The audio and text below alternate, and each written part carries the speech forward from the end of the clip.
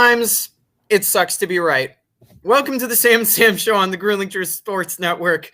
I'm one of your co-hosts for the Sam and Sam Show, Sam McGinnis. And for the few times I happen to be right, I had to pick, this time, the Drew Brees.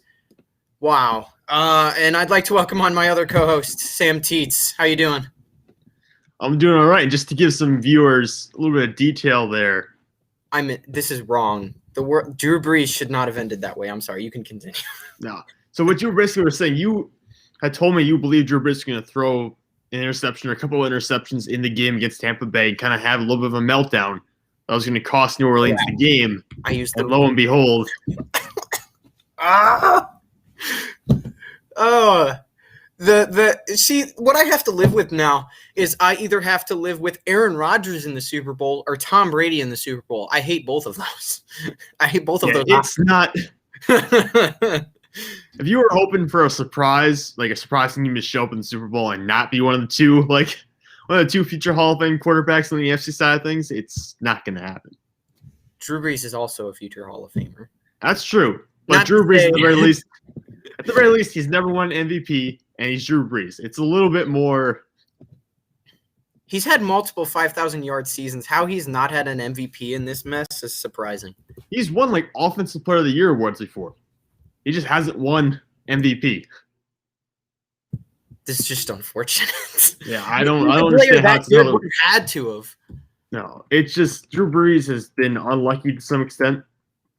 He plays at any different time, he almost guaranteed would have an MVP. But he's been Offensive Player of the Year twice and never won an MVP. Yeah, to think of a player that's that good and has only won Offensive Player of the Year twice and has never won an MVP, that's a little surprising. Well, the one year, usually the first team All-Pro quarterback each year wins the MVP. Usually the quarterbacks, they always win MVP. First team All-Pro QB is basically saying you're the best quarterback in the league. Drew Brees was the first team All-Pro one time. And in that season, he led the NFL in passing yards. You want to know who won MVP? It was a running back. It was LaDainian Tomlinson. So the one time Drew Brees had a chance, it went to a running back. They were just like, nah, let's just not Drew Brees. To be fair, that was really before Drew Brees became Drew Brees. But at the same time, it's just the luck he's kind of had. He's never been able to get over that hump. Except once. Barring 2008, that was the first time he threw for 5,000 yards. The MVP was Peyton Manning, not Drew Brees. 2011, he was also Offensive Player of the Year. He led the league in passing yards. That year, Aaron Rodgers was the MVP. So he just can't seem to get over. Can't seem to get around those guys. Yeah, that's also he's Dan Marinoing his way out of his career right now. Oh yeah, but unlike Dan Marino, at least he has Super Bowl. Dan Marino. For a second there, I thought you were saying Dan Marino had a Super Bowl. I was like, hold up. No. He definitely doesn't. All right, I think we got some NFL news to get into, though.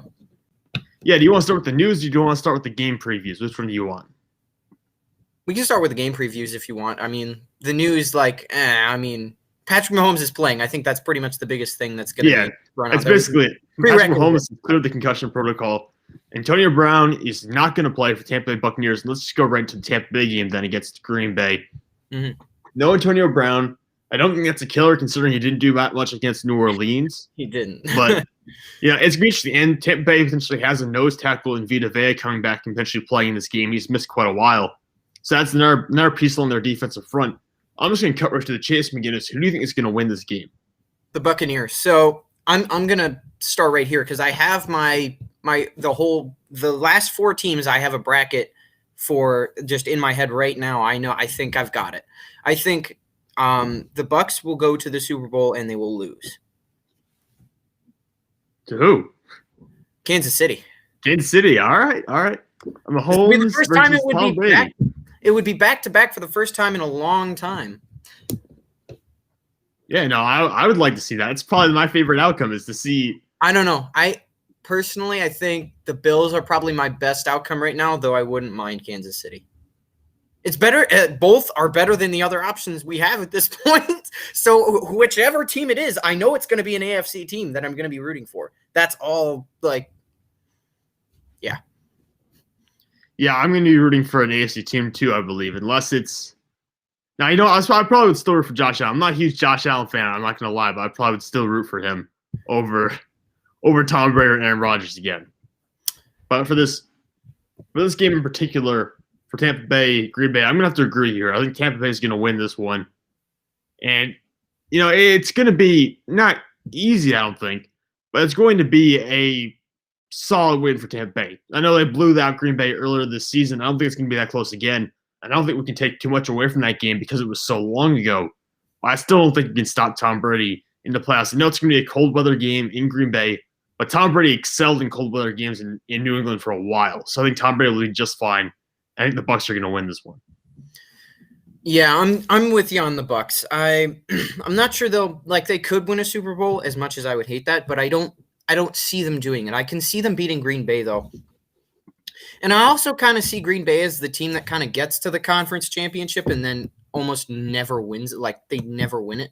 I want to you go ahead with the next game real quick while I find the playoff stats for this because I know they've been to at least one or two recently that they've lost. Yeah, Green Bay. I definitely know they have. I think Aaron Rodgers is maybe 1-3. I think is the number in conference championship games. So he's lost quite a few. Although this is his first home conference championship game. He's never been at home before. This will be the first one. And facing off against Tom Brady, that's going to be a tough opponent for him to deal with. But the next game we have to deal with, Buffalo Bills versus the Kansas City Chiefs. And this one's pretty interesting because it's the young quarterbacks, obviously, in this one with Josh Allen versus Patrick Mahomes versus the old QBs and Tom Brady and Aaron Rodgers on the other side. I think the Bills have the better football team. I think the Bills have a better offensive line. I think they have a better defense entirely, maybe with the exception of Tyrann Mathieu. What puts Kansas City over the top here is, number one, I just have a bunch of blind faith in Patrick Mahomes and Andy Reid right now. I just think they're better. Fair. Yeah, I just think I would rather have those guys right now than Sean McDermott and Josh Allen. So I put a lot of blind faith in those two guys.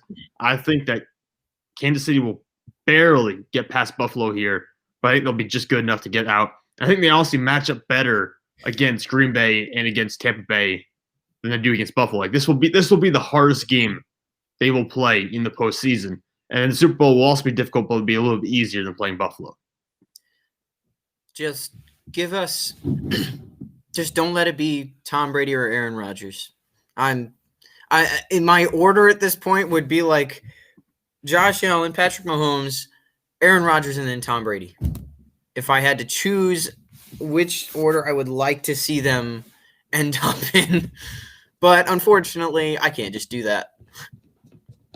I understand. I'm kind of getting accustomed to seeing the young quarterbacks winning now. I'm liking it a lot more than seeing the guys who have been winning in the NFL for the past 10 or 15 years. It's just that point where there's only so much Tom Brady and Aaron Rodgers can take. Yeah. So who you say you're taking in this one? Who do you think is going to win this Buffalo Chiefs game? I think it's going to be the Chiefs, but a little bit back to, I know this is a little bit off topic, but since we were talking a little bit about Aaron Rodgers, I feel like, I don't know why people would put Brett Favre ahead of Aaron Rodgers in a top QB's ranking. I think part of it is a numbers game. And also he's won a lot of turnovers. I think of the turnovers, though. Brett Favre has thrown the most interceptions in NFL history, right? And yes.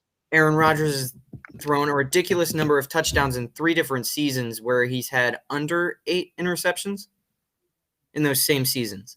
I don't know. I personally see Aaron Rodgers as the superior quarterback. I know this is a little off topic. We can get to the news. But they're very different quarterbacks. Because Brett Favre was a gunslinger, so he was going to kind of like live by the sword, die by the sword kind of guy where you're going to go out there. He's going to throw for 400 yards and 4 touchdowns, or he's going to throw for 300 yards, a touchdown, and 3 interceptions. You have to just deal with that. Aaron Rodgers is much different. Aaron Rodgers will go out and give you 250 to 300 with 3 touchdowns, no interceptions. So it's a very different style of quarterback play. And he asked me which one I would rather have, it would be Aaron Rodgers. It would be Aaron Rodgers. Yeah. Same thing. Like, think about it now. We're talking about gunslingers. Well, Patrick Mahomes, and he doesn't turn the ball over much. I don't put him in the same category as a gunslinger because the gunslinger kind of takes a really bunch of reckless throws, and Patrick Mahomes does to some extent. But he's also more calculated, I think, than some of the Brett Favre. Brett Favre was going to throw balls into double and triple teams all the time. He just didn't care. Patrick Mahomes doesn't do that. It's a bad idea, folks. There's a reason he was so high on the interceptions mark. Yeah, he did to himself with that kind of stuff. But you and I are picking the same Super Bowl matchup, and then we're both picking Kansas City versus Tampa Bay. Watch us both be wrong now. Possibly. Mike picked Buffalo today. He did say, I'm going to give Mike a little bit of credit here. I know that's not something you're supposed to do because it's really annoying. But when he picks a team ahead of time that he's going to a championship, I remember a couple of years back, he said the winner of the Dallas Stars St. Louis Blues series would go on and win the championship. Fun fact, the Blues did. This should make you scared because Mike could be right. I mean, it's the best option I could have, but I have a hard time seeing it compared to like Kansas City or somebody else. Yeah, I will say that if Buffalo gets to, I think whichever team gets out of the AFC is going to win. Whichever team gets out of the AFC. So if Buffalo does get to that point, I would probably pick Buffalo to win it all. I don't know. I don't know. Like the Bills could. I don't know how I feel about that. It's easier for me to pick Kansas City than it is anybody else. But yeah, I just don't see the Bills as superior to Kansas City. No, I don't either. Like I said, I think they have a better roster. I just don't know if they're actually going to be able to beat Kansas City in that kind of close game. But we'll move on really quickly here. We'll get to some NBA news. This is more my neck of the woods than yours right now. Hold up. We skipped some. Oh, we did. We did skip some NFL signings. Yeah, some very interesting coach hiring. So the Chargers have hired Los Angeles Rams defensive coordinator Brandon Staley. This is a young guy from what I've been told. I don't know much about him, but apparently he's a young guy who inherited a very good defense, and just kind of surprisingly got a job here. So I don't love this hire, to be honest. I'm not a huge fan. Then we got another one that's very interesting. Your Lions hired Dan Campbell for 6 years, and comes in. Who's and was he doing the press conference? I've got an idea, guys. Let's get a assistant coach, and instead of giving him time to see if he's any good or anything, we'll just 6 years. What? 6-year contract, and this guy comes in the press conference. Don't get me wrong, his opening press conference was hilarious. I don't know if you saw it or not, but he's talking about biting off kneecaps and punching guys in the faces and doing all. Dan Campbell is just like, I mean, I remember this guy. This guy was the interim head coach for the Miami Dolphins when Joe Philbin got fired, I think, a couple of years ago. I never thought I was going to hear from him again. Now he's a head coach of the Detroit Lions. McGinnis, I've got to tell you, you are so screwed. It's not new. This is not new information. Literally, it's bad when you want one of your best players, Matthew Stafford, to literally leave to go to another organization so he can succeed. That's how you know it's bad. Yeah, Lions fans love to trash the Lions, but that's because the Lions deserve it. Yeah, 100%. They don't ever tell me that like, oh, you're hard on your fan base, you're hard on your team. Well, because I should be. Yeah, they deserve it. They've earned this. 100%. But the Eagles, last hiring we're going to talk about today, the Philadelphia Eagles hired Indianapolis Colts offensive coordinator Nick Sirianni. Oh, and by the way, Dan Campbell wasn't even a coordinator for the New Orleans Saints. He was an assistant head coach and a tight ends coach. He wasn't a coordinator. But Philadelphia Eagles go out and get an offensive coordinator, Nick Sirianni, who was not calling plays for Indianapolis. That was head coach Frank Reich's job. So you get a non-play calling offensive coordinator from the Frank Reich tree. They'll probably get along with Carson Wentz. They'll probably be buddy-buddy, but they'll probably be awful for the next 4 or 5 years until they get a new head coach. Oof. Yep. And the only team that hasn't hired a head coach yet is Houston, who has Deshaun Watson, who's threatening who says he doesn't want to be with the team anymore, apparently. Let me leave. He signed. I wonder if this is how it went through his head. He signed this massive contract. They sucked, and he was like, oh, crap. Yeah. And the people you signed the contract with, a lot of them aren't even in the front office anymore. You're realizing just how bad the organization is. You turn away DeAndre Hopkins for like a bag of peanuts. Oh. Yeah. Houston's right. awful. Now we can get to your NBA neck of the woods. I saw your player comparison was also from the NBA. Yeah, player comparison today is from the NBA. But real quick, some NBA news. We got our first look at the Brooklyn Nets and their big three against the Cleveland Cavaliers. They're actually playing again tonight. But all three stars played in a game against the Cleveland Cavaliers earlier this week and went to overtime and Brooklyn got outscored 147-135 by the Cleveland Cavaliers. Now, granted, a lot of other big threes have lost in their first games. The Miami Heat big three with Chris Bosh, LeBron James, and Dwayne Wade, they lost their first game. The big three with Klay Thompson, Kevin Durant, and Steph Curry, they lost their first game. A lot of people don't realize that when you put together these main talented players, it's not just they mesh immediately. There's a filling out process where they have to figure out what each player's role is. So it takes a little while, especially when you do it mid-season like they have with the Nets. Usually you put together in the offseason, you have time to work this out. Instead, the Nets are trying to do it on the fly in the middle of the season. So they lost the Cavaliers. They're losing to the Cavaliers again right now, but Kevin Durant isn't playing. It's going to be very interesting because Kyrie Irving loves to shoot, and he continues to shoot, even though really the ball would probably be better off in other players' hands. So it'll be interesting to see how it works out. I mean, it's no offense to Kyrie Irving. It's just the offense is more efficient when James Harden's more ball dominant, taking more shots than Kyrie Irving. That's just how it is. So that'll be interesting to watch going on. The Lakers defeated the Milwaukee Bucks the other night thanks to a LeBron James three-point shot that sealed the deal. Giannis Antetokounmpo had, I think, a career-high 9 turnovers, so that's an interesting one. The Bucks continue to be not as great as they should be. Meanwhile, the Lakers are much better than the Bucks and possibly much better than everyone else at this point, just because of the chemistry their team has. They're also the reigning champions. That helps out a little bit. And the Philadelphia 76ers are atop the Eastern Conference at 10-5. That's the fourth most wins in the NBA in total, but the most wins obviously in the Eastern Conference, which has been plagued by a bunch of COVID-19 cases, so they have played fewer games than some of the Western Conference teams. All right, my player comparison today. Okay. Is from the NBA. I'm gonna guess at least one of these two is James Harden, but I could be completely wrong. You are completely wrong. Just to give you that right now. This is player 1. This is player 2. Now, I did a little bit differently today. Player 1 is an active player, and player 2 is actually a retired player. This is a season I pulled from history. He's pulling a season from history. So this is Joel Embiid right now. This is Joel Embiid's stat line. And I know that the base stat lines only say so much, so I get that this is not like entirely reliable. But this is Joel Embiid's stat line right now. Remember, he's leading the Eastern Conference leading Philadelphia 76ers. And he's having an MVP caliber year. And I say that because this is his stat line. This is the stat line of David Robinson when he won the MVP in 1994. So they're fairly similar here. I mean, the difference may be a little bit there. The blocks are a little bit higher, obviously, for David Robinson, and maybe some of the assists as well. But it's very close between these two players right now.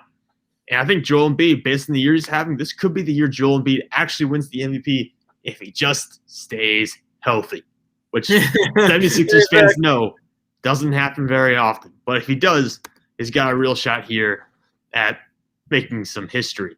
I've heard this story before. Oh, yeah, Carson Wentz. Oh, sorry, What was that, Carson? Nothing.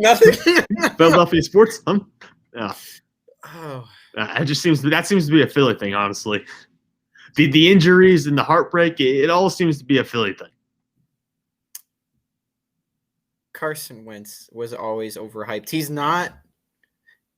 He's just not as good as anybody ever thought. And it made me happy that at the beginning when I thought that I was right about that. And then you guys convinced me to be an idiot and change my mind. I shouldn't have let you guys do that. Let's be quite clear. I was right at the time. I was right before the season started. And you were right after the season started. We can draw this line in the sand. It's perfectly okay. No one has to be wrong. Mike's gonna love you for pulling out something from 1990, though. Yeah. Oh yeah, he loves every. No, the issue is it's not late enough. The 90s are too close to 2000s. It has to be 80s and 70s. Otherwise, it's no good. It's not good. What if it's 1989 at like 11:59 p.m. on January 31st? He'll probably still complain about it and say it's too specific, and he just probably won't accept it. But okay. All right. What else do we? Is that what we got for the NBA? Yep, we're all good for the NBA, which means it's your time to shine, McGinnis. NHL News and Standings. So, I don't know. For those of you who know, Pierre-Luc Dubois is going to be a healthy scratch, which means he will not be playing versus an upcoming game. I don't know if that's tonight or an upcoming game, but the fact is They were thinking about trading him this season, and that has gone from we're going to be patient about this to him getting less minutes and shift issues or whatever, a shift problem. And I don't know if that's just based on his gameplay because I heard something about that. But the fact is he's not playing, and they're rushing to trade him. So you could see here pretty soon Pierre-Luc Dubois going somewhere. I know one of the places I saw as an option for him was the Jets. I personally would love it would be interesting to see a Patrick Laine for Pierre-Luc Dubois plus maybe a pick somewhere in there, kind of a trade. Because that would help out the Blue Jackets at least with scoring. Because you have to understand, this last season, Pierre-Luc Dubois, maybe because of injuries to other people, but he was their leading scorer with 49 points. Why do you think the trade or the push to make this trade happen became accelerated? What kind of pushed this to the point where they're no longer willing to wait? Clearly, there's been some unrest at some point. I know Pierre-Luc Dubois has been he has let people know he wants out. Okay, all right, that makes sense. I actually saw that the coach literally does not know why. Last Really? time I saw that on I was watching, I think it was the Red Wings Blue Jackets game because they actually aired that here. And they were just like, how do you not know? Did he just not tell you? Just not talk? There's no communication there. Just, I want out, period.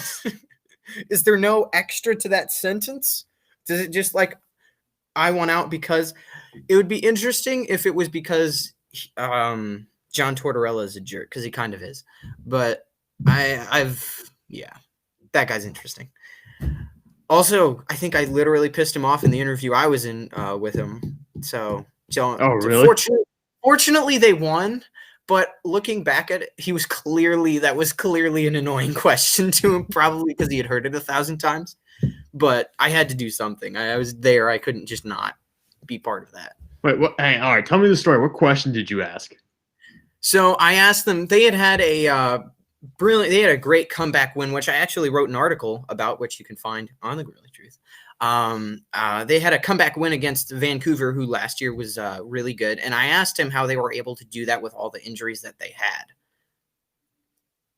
And that clearly was not the question. They had injuries all year, and maybe not a ton recently to that time. But he was clearly. I might just upload that to the Grueling Truth sometime. If they retweet that, you can just see it in his face. He's just not amused. There's an irritation, clear irritation. But it's not. It's super hard to irritate that guy anyway. Yeah. Well, we got a potential trade in the works then. What else do we see coming out of the NHL right now? So Joe Thornton has a fractured rib, which means he will be out for the Maple Leafs for 4 or potentially more weeks. I don't know what to tell you. That's just unfortunate for him. He's late in his career. That kind of stinks. And surprising me to this point is the Montreal Canadiens. I kind of viewed them as meh for a long time, or for a period of time, and they're just coming out this year, and they have yet to lose in regulation, which means if you know how the NHL works, you get, and I kind of see this as stupid personally. Yeah, I understand. You get a point for going into overtime, even if you lose. So to this point, that would put them at 8 points because they've had 3 wins and 2 overtime losses. Well done. I mean, if you're going to take the Canadian, like the North Division, which is pretty much just the Canadian division, why not it be the Canadians that are on top of the Canadian division? Oh. Yeah, them and the Maple Leafs are traditionally a symbol of Canada, so good for them apparently. But also, it's worth pointing out the Canadians are leading that division in goals scored right now, or goals for. They might play more games. Actually, they played less games than the Maple Leafs so far. But they have 24 goals as opposed to the next leading team, which is the Maple Leafs with 19. The Maple Leafs should be high in that division in scoring. They've got a lot of weapons on that team. But yeah, and Josh Anderson has been good. From looking at everything, Josh Anderson is really looking like the better end of the trade of Max Domi right now, which is really hurting because I was the one that kept on saying that was a good move, and it's hurting me to see that it's not working out. But, the Blue Jackets need to find a way to score. They, for some reason, let me look it up real quick. But, yeah, they've had some serious they've had some trouble scoring. In fact, if I'm they looking at this correctly, they have yet to score more than 3 goals in a game, and their average is about 2. Yeah, they have 10 goals per game. They played in 5 games. Their average is 2 goals per game right now. That's not good enough, folks. That's not good enough in the modern day NHL. No, and right now they allowed 16 goals in those 5 games. So negative 6-point differential. It's going to be. I mean, you can still turn it around. Obviously, it's very early in the season, but it's looking kind of rough for them right now. Yeah, they cannot stay in this in where they're at. And they just need to score more. We talked about this, how last season it was bad. It is bad again. You need to solve that problem. That's why I personally might go after Patrick Laine or go after somebody, a few people if you need to, because you need to start scoring goals. It should be one of your priority concerns. All right. Any other news coming out of the NHL right now? Any other surprises? I think that's all I'm going to talk about right now. So I think we can move on to thinking or dreaming. All right. I've got a really long and weird one today. Yeah. The best segment of the show, but I appreciate it. All right. Mike just texted me. Mike Goodfaster just sent me a text, Sam. Okay. You're not going to like this. All right. What? He's asked me, why did you color in your goatee? Why did I color in? So for some reason, wait, what was the question? Why did you color in your goatee? So I don't know why, but this camera makes my goatee look orange, and it is to an extent, but it's not this much in real life. It very much so. It's done that with my hair too. If the lighting's off, it'll make my hair look orange. I do not have orange hair. I'm dirty blonde. So why it does that, I don't know. But yeah, my beard is not this orange. You heard it here first. Sam McGinnis dyes his beard orange. Of course, every time I come on. No, but you see, I wash it out as soon as the show is done, so I only look orange, and I dye my hair right before the show for yeah, okay. You should dye it bright red. Because that'd be funny. Bright red? No, I should put like little flames in it so it's got different colors. Or make it blue or purple. I don't care. Make it some interesting color, McGinnis. I need content. But anyways, thinking or dreaming, this is a fun segment here we do where basically we kind of read off statements to one another. We say, wow, that's thinking or that's dreaming. Basically, that could happen or that's super dumb. Why would anyone even want to consider that? So right now, we've got some interesting ones this weekend because we both have some fun things to talk about. But who wants to go first? Should I or should you? How about you go first? All right. I'll give you the not personal one yet. I'll give you the easier one. Aaron Rodgers needs 2 rings to be considered a top 10 quarterback of all time. That's ridiculous. I think he's that now. Already? Okay. So just my personal take, Brett Favre is on your top 10, right? I think we just said he was better than Brett Favre, no? Yeah, we did. I was going to go right there too. Yeah. So yeah, 100%. Actually, Aaron Rodgers might, depending, and honestly, I think rings is a stupid consideration in that. Like Dan Marino is on a lot of people's top 10s, no? He's never had a single ring. Yeah, to some extent, that was a team around him. I think Rodgers, the big knock against him would be the record in the conference championship games because he has lost in a bunch of conference championships. I did just look that up, by the way, since we're on that topic. He lost to San Francisco in 2020. He lost to Atlanta in 2017. He lost to Seattle in 2015. Let me see. Is there another one in here? Yeah, and they lost again in 2008 to the Giants. So, sure, they've won a few times in the conference championship also, but they have certainly lost there a few times as well.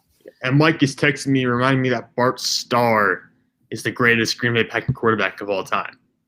I don't know enough about Bart Starr to dispute that. It's okay. Just know he played for Vince Lombardi. That's all you really need to know. And he won a bunch of championships and titles with him. But I do think Aaron Rodgers is already – I agree with you. Aaron Rodgers, I think, is already a top 10 quarterback of all time. I agree with you there. Because of what he's done. People talk about, is he the most skilled quarterback of all time? I can't really answer that because, like I said, I haven't watched John Elway. I haven't watched Joe Montana play in real life. So I can't really give you an answer to that.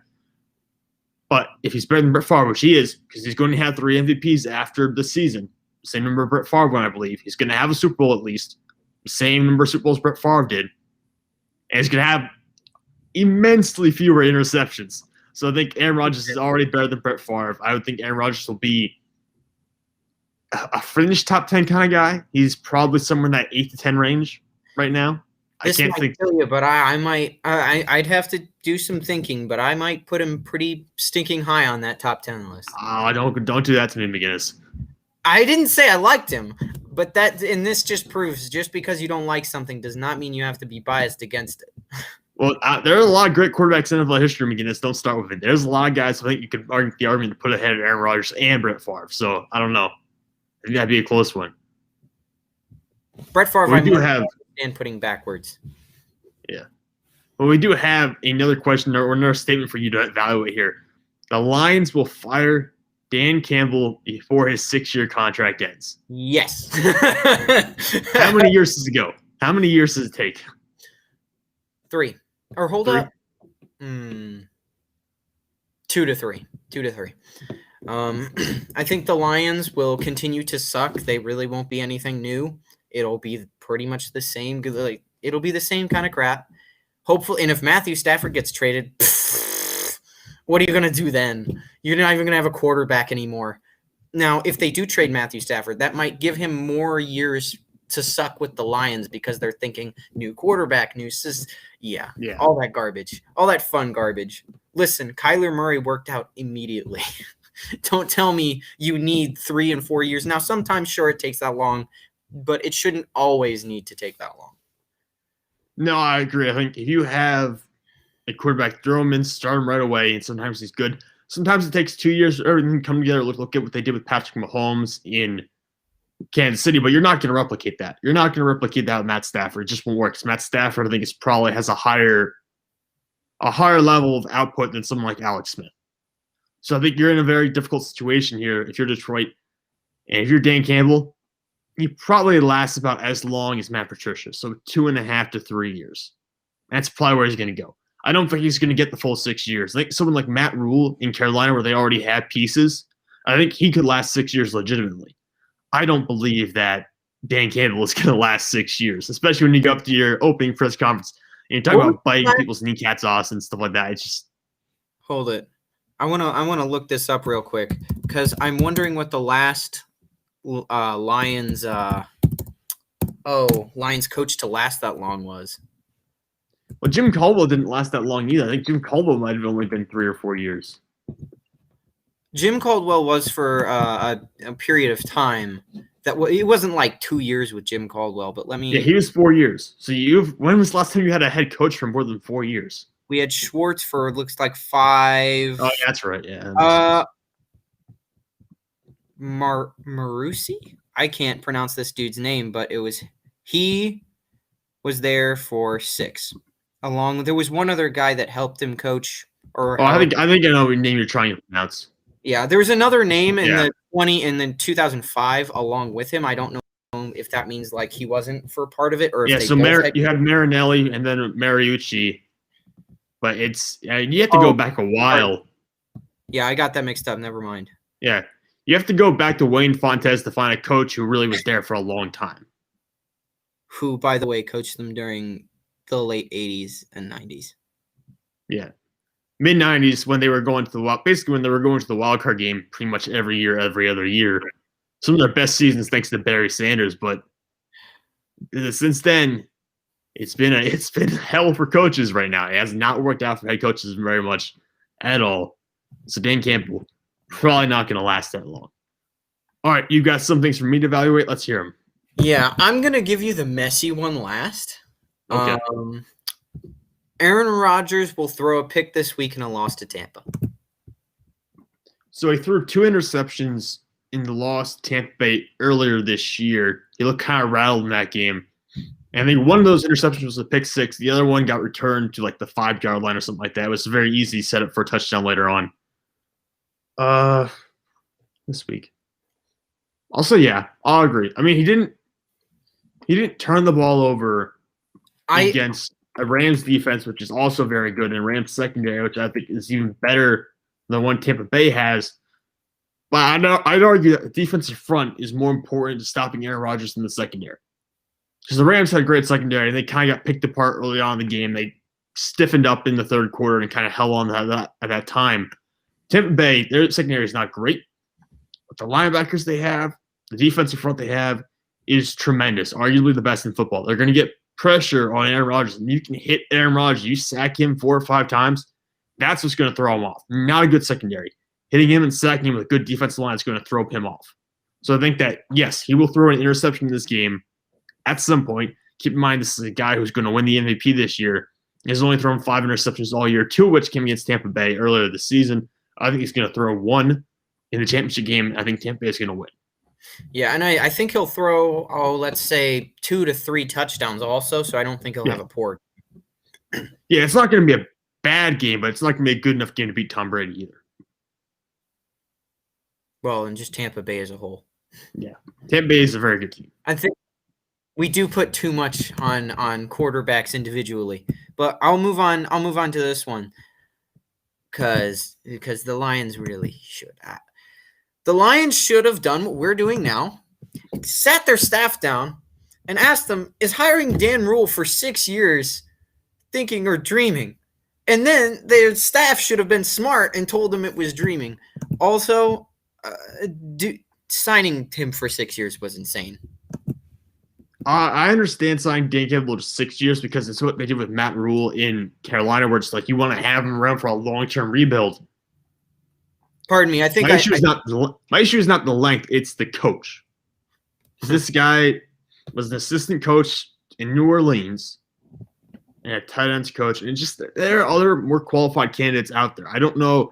I mean, I know people will say Eric Bieniemy has his shortcomings. And sure, maybe Eric Bieniemy does. I've never interviewed him. I've never talked to Eric Bieniemy. I have no idea.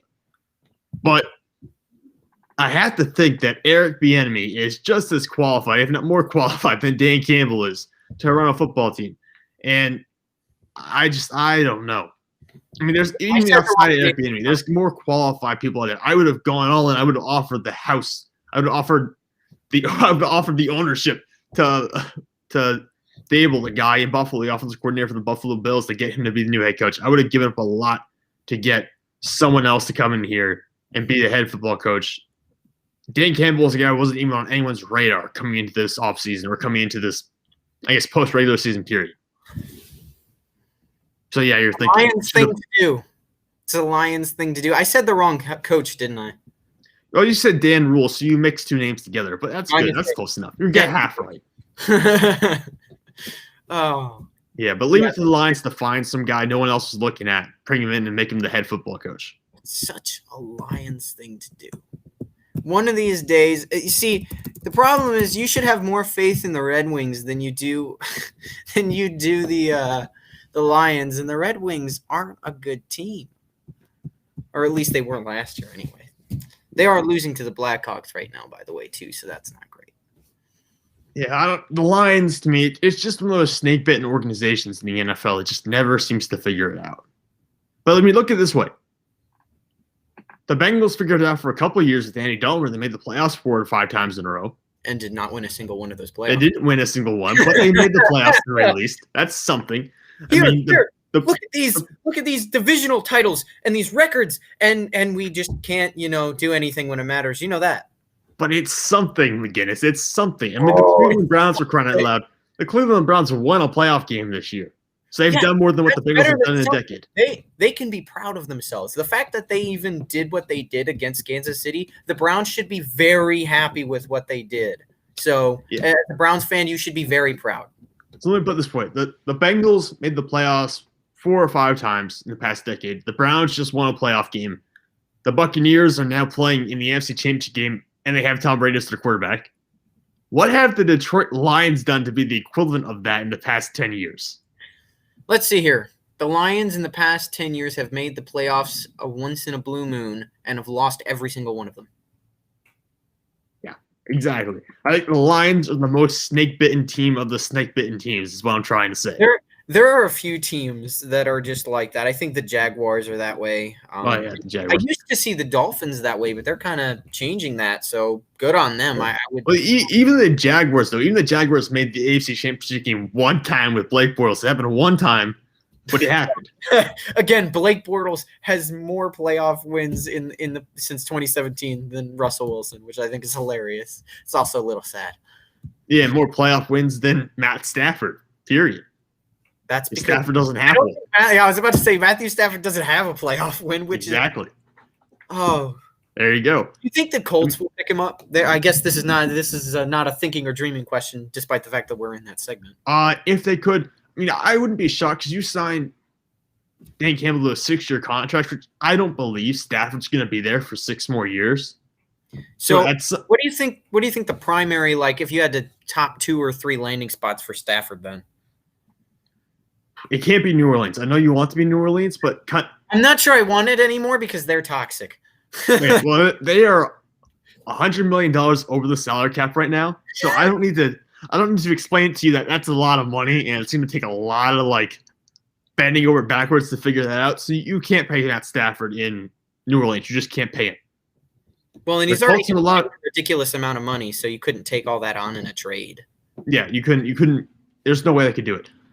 The 49ers are considered because I think he'd be a massive upgrade over Jimmy Garoppolo, and if you put him in there, I think they're automatically a playoff team next year. I would think Indianapolis, if you can do it. Indianapolis would be a good team because you're already a playoff team. I think he'll be better than Philip Rivers was as well. So that upgrades you even more. He's less limited than both of those quarterbacks. Oh, yeah. I think he's just better. I know in Indianapolis, Philip Rivers didn't have a bad year this year, but I think you put Matt Stafford in that situation, even though they don't have a ton of weapons, I still think Matt Stafford is the better quarterback. I think that'll just happen. You'll see that no matter what. It'll just come through however you look at it.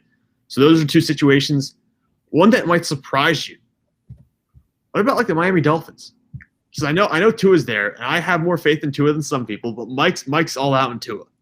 So if for whatever reason the Dolphins look at Tua and they think, we're not going to be able to win with this. That's not what they're going to do, though. No, it won't be what they're doing. They'll stay with the sinking ship, and it'll be sink or swim with Tua. You'll either live with Tua, and you'll be a very good team for a little while, or you'll die with Tua, and Brian Flores might get fired in 2 years. That's what it's going to be. It's going to come down to, is Tua Tagovailoa the answer, or is he not? So if you don't, and if you think he's not, and Matt Stafford's on the block, I'm just saying, think about it a little bit. Just think about it a little bit. I'd love to see a situation where it does come to a Colts or something like that, kind of like Brian Tannehill in Tennessee, because that's actually working out, sort of. Yeah, it's working out really well for him right now. I'd also say Denver, maybe the Broncos, because you don't want Drew Lock to really be your star next year. I think Denver's up there. There's a weird situation where maybe Houston trades Deshaun Watson and then trades for Matt Stafford. That will never happen just because too many moving pieces, but there's a chaos theory situation where that happens. What about this? What about the New England Patriots? Have you thought about that yet? Have you thought about how you might react to that? So here's the thing. Despite the fact that I don't dislike the Patriots as much anymore, really at all, or at least for the most part, because Tom Brady's not there anymore. Yeah. And I think because now, granted, would Matthew Stafford want to go there after having been under somebody that worked the way Bill Belichick kind of does? I don't know.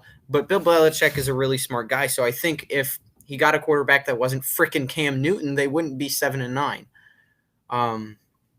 So yeah. Also, the reason I said it sort of worked out with Ryan Tannehill in Tennessee is just because of the recent playoff loss. But I think as a whole, it's worked out. So yeah. Well, and one more spot I'll give you is, how about Carolina? If you were swap Stafford for Teddy Bridgewater, because you'll have Teddy Bridgewater for 1 more year, or 1 or 2 more years in Detroit. It's not as much money as Stafford, so if you want to cut Teddy Bridgewater, you could do that. If you want to use him as a bridge quarterback, you could do that. And you send Stafford to Carolina, pair him with Christian McCaffrey, DJ Moore, Robbie Anderson, a bunch of really good players on offense.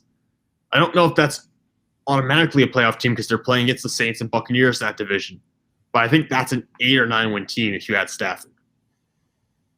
Man. So basically the Lions from 5 years ago. It was literally 1 year they were 11-5, and then they just lost to Seattle because Seattle didn't lose playoff games then. Yep. But it's what happens, though. You're a Detroit Lions fan. You should know if you make the playoffs, it's a mistake, and the world's going to correct itself by eliminating you in the wild card round. See, you'd think that about the Browns, too, but or Wow. somewhat anyway. So you would expect. Tell me if when the Browns went 0-16 or the year after, tell me you wouldn't think that the Lions would win a playoff game before the Browns. Yeah, no, I would have thought the Lions would have won a playoff game before the Browns, and you know what? It's just the Browns were successful before the Lions. There's a problem with this. I said most snake-bitten franchise of the snake-bitten franchise is the Detroit Lions. It's the There's no escaping it. Detroit cats, cat tigers, tiny meow. Okay, I think that's all we got for today. Yeah, man, I think when you start making cat noises, I think it's about time we wrap the show up. We'd like to remind everyone, our new sponsor for the Grueling Truth is Path of Purity. You can go to pathofpurity.direct. I believe I screwed that one up there. It's CBD. You can go there. You can get a 2-month supply for basically the cost of 1 month if you just use the Grueling Truth and kind of go through that way. Check out pathofpurity.direct again. Like I said, 2 months supply for 1 month if you do it through the Grueling Truth. They're the sponsor for the show. We'd like to thank them for sponsoring us, keeping us afloat here. We really appreciate that. But for now, you've been listening to the Sam and Sam Show. We come on live every Friday at 9:30, unless there's a schedule change, of course, which has happened in the past. But Fridays, 9:30s, me and Sam McGinnis talk about all kinds of sports news. We'd appreciate it if you show up next week. For now, have a good week. Enjoy the games on Sunday. We appreciate you for listening. We'll see you all next Friday.